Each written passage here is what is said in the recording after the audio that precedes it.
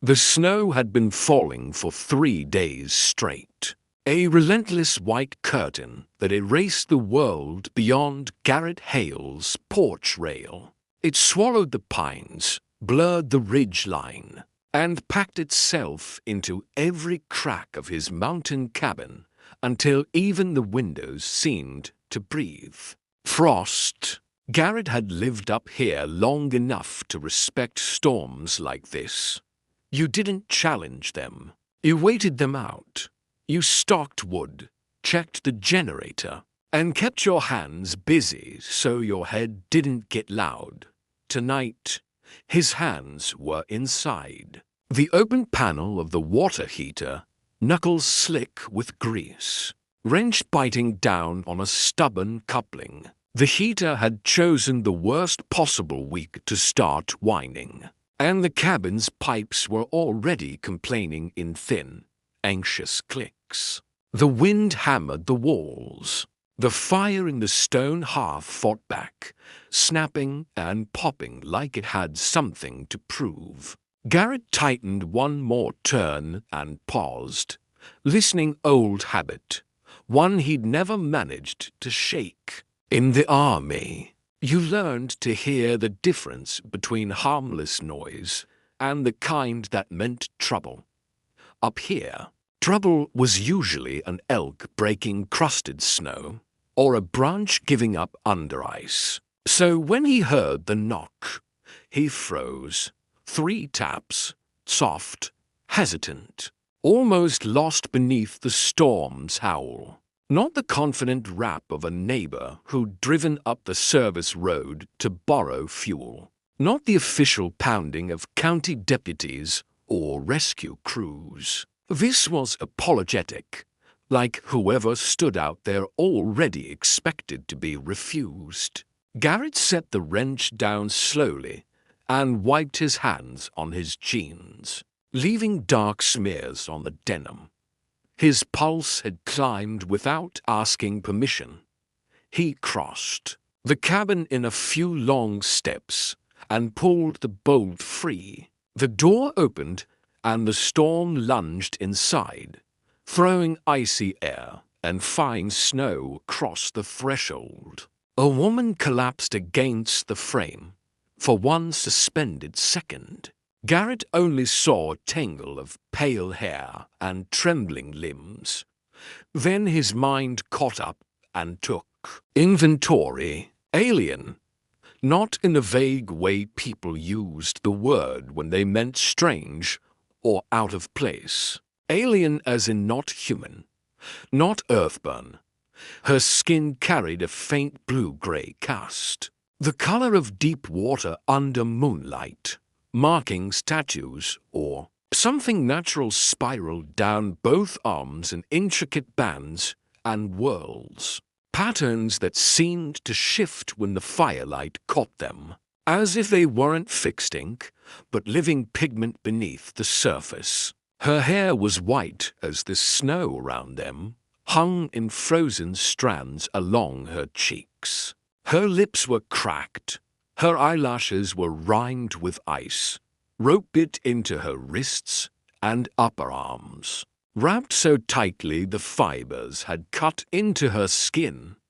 Her clothing was little more than rags-thin fabric, torn seams nothing meant for Montana winter, nothing meant for any winter.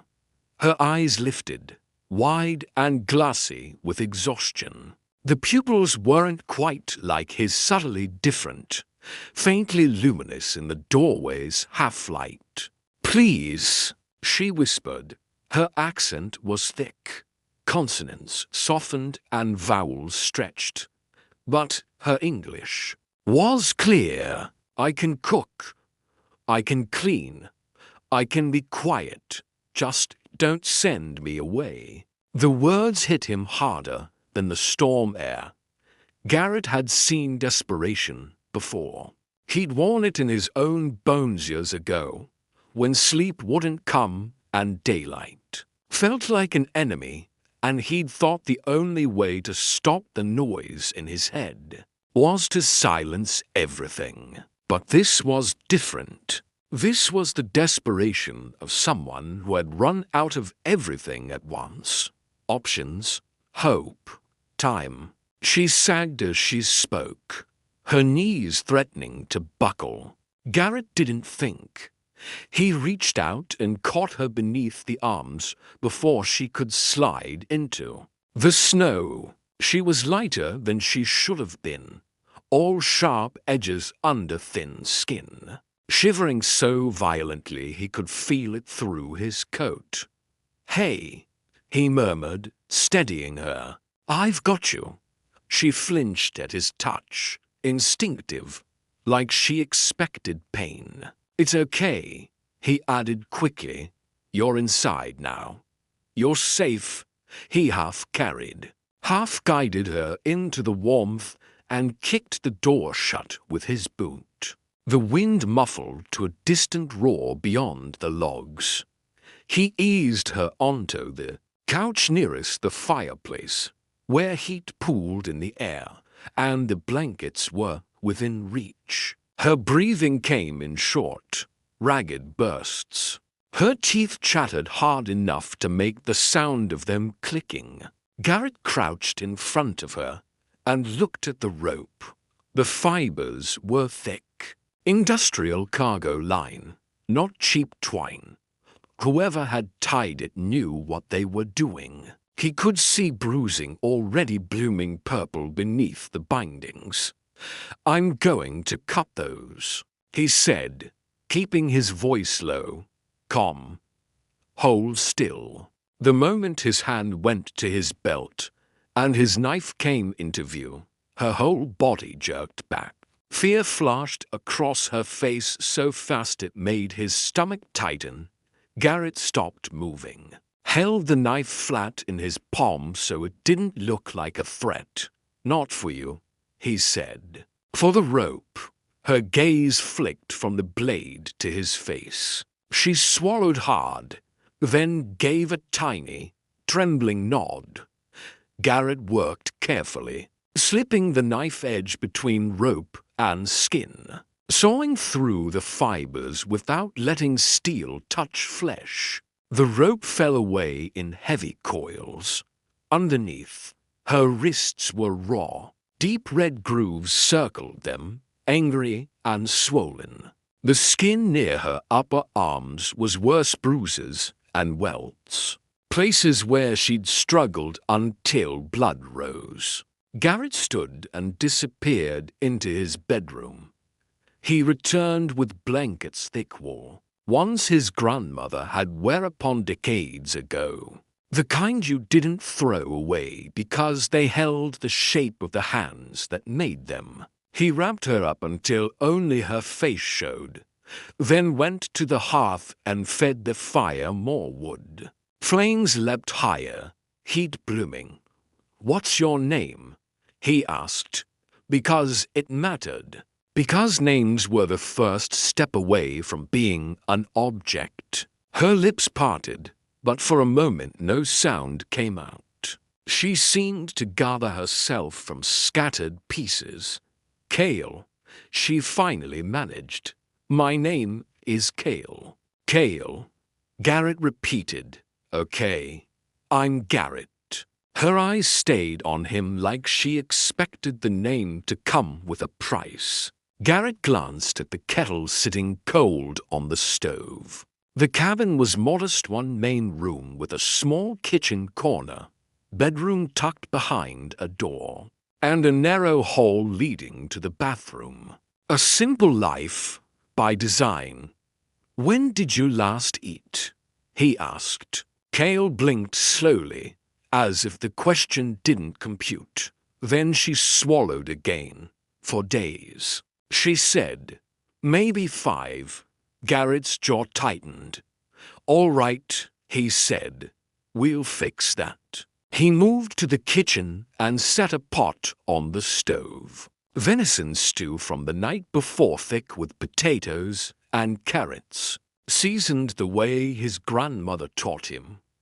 He lit the burner, stirred, watched steam begin to rise. He filled the kettle for tea and set it beside the pot. His hands moved with practiced efficiency, but his mind kept circling the image of her on the porch like a wound. He brought her a bowl once the stew was hot enough and a mug of tea once the water boiled. He set them on the coffee table within reach. Kale stared at the bowl like it was a trap. "It's real," Garrett said gently. "Go ahead." She picked up the spoon with careful, deliberate movements, like she'd been punished for moving too fast. The first bite went into her mouth and she froze, eyes closing, as if her body didn't trust that warmth was allowed. Then she ate, not ravenously, not the way people imagine starving people ate. She took small bites, paused between them, breathed slowly through her nose. She knew the danger of eating too quickly after deprivation. She knew what it felt like when your body turned against you, even when you were finally given what you needed. Garrett sat in the armchair across from her, elbows on knees, hands clasped. He didn't crowd her. He didn't ask questions while she was chewing. He just stayed there, present, the way his therapist had told him presence could be a kind of safety. When she'd finished half the bowl, she set it down with trembling fingers and finally met his eyes. "My name is Kale," she said again, like she needed to anchor herself to it. "I was purchased by a human cargo captain 3 months ago on Proxima Station." The words were flat, stripped of emotion, a defense mechanism Garrett recognized too well. When pain got big enough, your voice learned to go numb. "He brought me to Earth," she continued. "Said I would work off my debt in 5 years. But the way he calculated it, the debt only grew." Her gaze slid away, down toward the blankets around her hands. "Last week, he sold me to his first mate. I ran when they docked at Great Falls." Garrett's stomach went cold in a way the storm couldn't match. The war had ended 4 years ago. Humanity had won. And the news feeds had celebrated victory like it meant the universe had become righteous overnight. But victory didn't erase hunger. It didn't erase fear. It didn't erase the millions displaced when borders shifted and systems collapsed. Refugees from the losing side had flooded into human space, desperate for safety, willing to accept any terms that sounded like survival. And there were always humans ready to exploit that desperation. Garrett forced his hands to stay unclenched. "Do you know the ship's name?" he asked. Kale hesitated, then nodded. "The Copper Dome." Garrett's eyes narrowed. "That's Captain Reeves's vessel," he said quietly. Kale's head snapped up. The numbness cracked. "You know him?" she asked, voice sharpening with sudden fear. "I know of him," Garrett corrected. "He operates in legal gray zones, transports refugees, charges impossible fees, then sells their contracts to whoever pays most." Garrett leaned back, gaze going past her to the window, where darkness pressed against glass. "He's been doing it for years. People look away because he's careful about paperwork." Kale's hands tightened in the blanket. "He said it was lawful." She whispered. "He said it was how humans do things." Garrett exhaled slowly, trying to keep his anger from becoming a weapon in the room. "He lied," he said. Outside, a gust slammed into the cabin, making the walls shudder. Kale flinched at the sound. Garrett stood and walked to the window, peering out at the endless white. He couldn't see the road. He couldn't see the tree line. The storm had turned everything into a blank page. He usually stays offshore, Garrett said, more to himself than to her. Uses intermediaries on land. Keeps his hands clean. Kale's voice was small. I run from one of them. Name? Torres, she said. He has a compound 30 miles north. Garrett turned from the window. 30 miles, he repeated, disbelief edging his voice. Kale nodded once, exhausted. I walked for 2 days before I found your road. Inadequate clothes. No food. Bound and bruised. 2 days through a blizzard. Garrett looked at her with a new kind of respect, one tempered by grief. You're lucky to be alive, he said. Kale's mouth twisted. I don't feel lucky. She pulled the blankets tighter, like she could shrink into them and disappear. I feel like a burden. But I meant what I said. I can work. I can earn my keep. I won't cause trouble. I'll leave when the weather clears. I just need— Stop, Garrett said, sharper than he intended. Kale flinched like she'd been struck. Garrett softened immediately, cursing himself. Sorry, he said. I didn't mean— He took a breath, steadied his tone. You're not a burden. You're a person who needs help. You don't have to earn the right to basic decency. Kale let out a short laugh that held no humor. Human decency, she echoed, like the phrase tasted strange. I have seen very little of that from humans.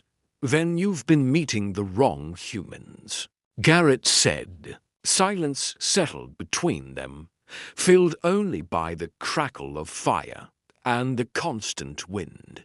Garrett felt the familiar pull in his chest, the instinct to isolate, to keep the world out, to avoid becoming involved. He'd built this life for that reason. No one knocked on his door unless they were lost or desperate. And now, he looked at Kale, small under his grandmother's blankets, and understood that he couldn't close the door again. Not on her, not on this. Torres will come looking, Garrett said at last. When the storm breaks, he'll search every homestead within 50 miles. He watched her face carefully. You're valuable to him. He'll call you property. I know, Kale whispered. Her eyes glistened, but she didn't let tears fall. That is why I will leave soon. I won't bring trouble to your door. Garrett didn't answer right away. He walked to the gun cabinet in the corner instead, opened it, and began checking his rifles. The motion was familiar, grounding. Metal, wood, weight, certainty. Kale stood abruptly, blankets slipping from her shoulders. Panic sharpened her features. You don't understand. Torres has 15 men. They are armed, dangerous. If you hide me, they will. I didn't say you should leave. Garrett cut in. He slid a magazine into place with a decisive click. The sound was loud in the small cabin. Kale's breath caught. I said, he'll come looking. Garrett continued, turning to face her. And if he comes here, he'll regret it. Kale stared at him like she couldn't decide if he was brave or insane. Why? Her voice broke on the word. Why would you risk this for someone you do not even know? Garrett's hands stilled. He set the rifle down gently, as if sudden movement might spook her further. Because I do know, he said quietly. Kale frowned, confusion threading through fear. Garrett swallowed. The memories rose without permission, sand and heat, distant gunfire. His friend's laugh cut off mid-sentence. The empty look in a mirror, when he came home. The motel room, the gun cold in his hand. The thought that nothing would ever be normal again. 5 years ago, Garrett said, I came back from overseas broken. Couldn't sleep, couldn't function, couldn't see a future.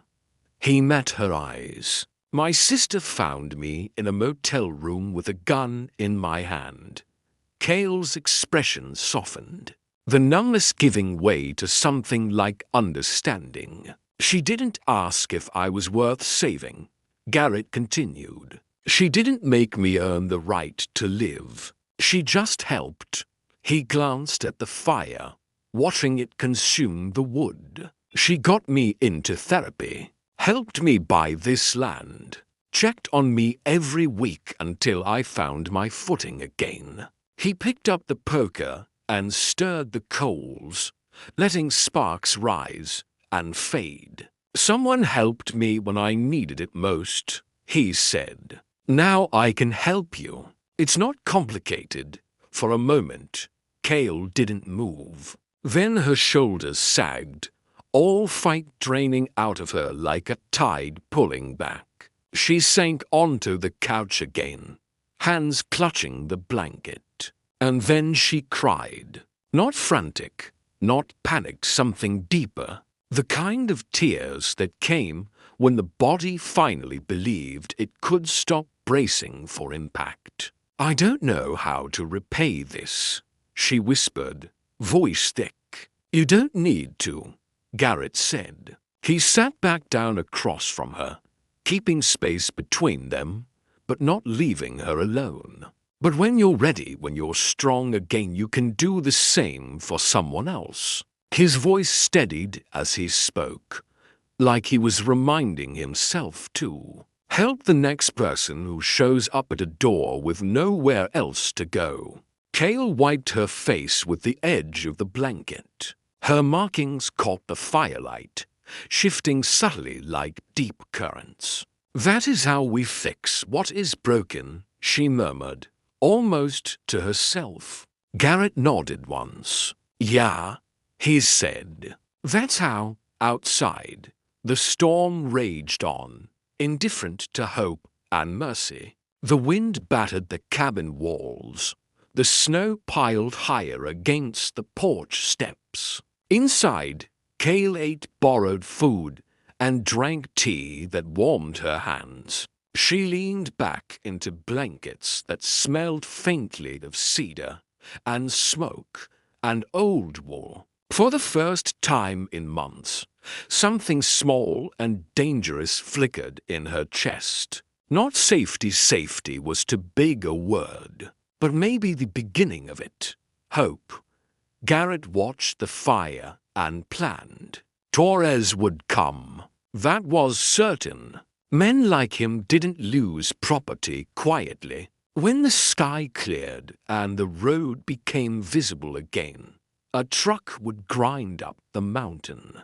Tires chained, headlights cutting through lingering snow. Voices would carry over the trees. Boots would crunch. Questions would be asked with smiles that weren't smiles at all. And when that happened, Garrett wouldn't be a scared man hiding from his past in an isolated cabin. He'd be what he had been trained to be: steady, prepared, unwilling to let someone be taken from under his roof. The war might have ended, treaties signed, headlines moved on. But the fight for what was right continued in smaller places, quieter choices. Sometimes it began with 3 soft knocks on a door. Sometimes it began with a whispered plea, "Come inside. You're safe now." Garrett glanced at Kale again, at the way her eyes tracked every sound, at the way her fingers still trembled even as she held the mug. "You can sleep here," he said, "near the fire. I'll take the chair." Kale hesitated, suspicious of kindness, like it was a trick. Then she nodded slowly. "Thank you," she whispered. Garrett didn't say "you're welcome." He didn't say "it's nothing." Because it wasn't nothing. It was a choice. A line drawn in the snow. Get some rest, he said instead. We'll figure out the rest when morning comes. And as the storm kept clawing at the mountain, the cabin held its ground one light in the wilderness, stubborn against the dark.